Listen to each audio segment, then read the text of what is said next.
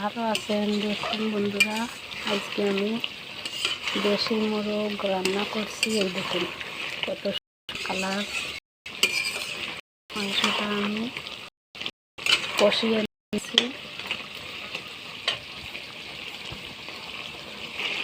দেখুন বন্ধুরা, মাংসটা আমার ভালো করে কষিয়ে নেওয়া হয়ে যাচ্ছে। এখন আমি আলু আর রসুন ভেজে রেখেছি, তাই দিয়ে দেবো। এই দেখুন,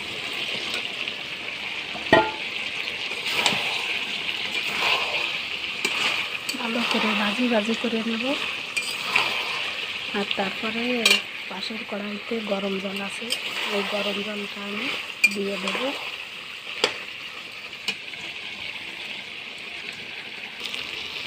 দেখুন বন্ধুরা, মাংসটা আমার ভাজি হয়ে গেছে। এই দেখুন কত সুন্দরভাবে কষানো হয়ে গেছে।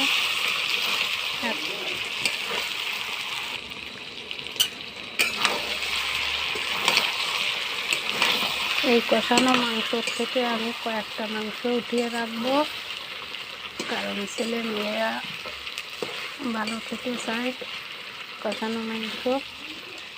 আর আমার সব সময় রান্নার সময় কষানো মাংস রাখতে হয়।